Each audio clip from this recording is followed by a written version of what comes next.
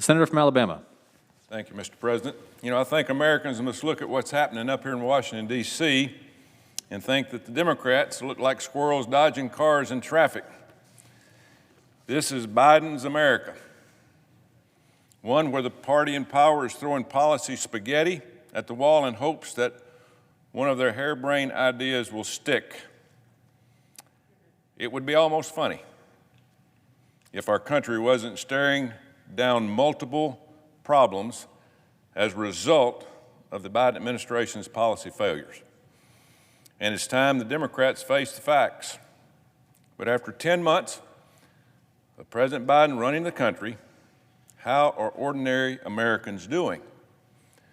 Let's just take a look. Take the border crisis, a complete, predictable, self-inflicted disaster. On his first day in office, President Biden made the radical decision to open our borders by undoing many successful policies put in place by the Trump administration. They were working, and we changed them. You can draw a straight line from those ill-advised policy decisions to where we are as we speak. 2 million illegal immigrants will have been apprehended by the end of this year, and those are just the ones that we caught. Oddly enough, this is one issue that the mainstream media and conservative media agree on. Here's a few recent headlines from CNN. 12,000 migrants have been waiting in makeshift camps under the Del Rio Bridge in Texas. That's from CNN. And this from the Daily Caller. Migrants illegally crossing U.S.-Mexico border think President Biden's administration. Do those headlines sound like the southwest border is under control? Here's another headline for you. In a remarkable about-face, the Biden administration announced that it would re-implement the Trump-era Remain in Mexico policy after doing away with it on Election Day.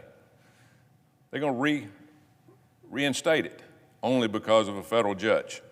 It's clear President Biden could have prevented this border crisis if he had not been focused on playing politics from his first day in office. This is Biden's America. How about the fact that President Biden didn't listen to the best military advice his top commanders gave him when it came to withdrawing troops in Afghanistan? America's best experts, General Mark Milley, General Frank McKenzie, and General Scott Miller, all advised the president to keep 2,500 troops in Afghanistan to remain stable. Basically, at the end of the day, this was a State Department and president's decision. Instead, the president's strategy turned into billions in American equipment handed over to the Taliban. Our most valuable airfield, Bagram, maybe one of the most valuable in the world, abandoned in dead of the night. Americans left behind in enemy lines that are still there, and a complete abandonment of our allies in Afghanistan. What a disaster. President Biden was more concerned about a good September 11th headline than a great strategy. More concerned about his press than saving American lives. The president's withdrawal will continue to be a stain on his legacy.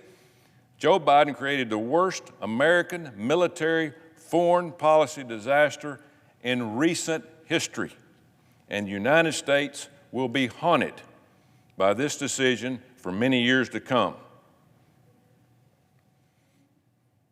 Another fact about this is Biden's America.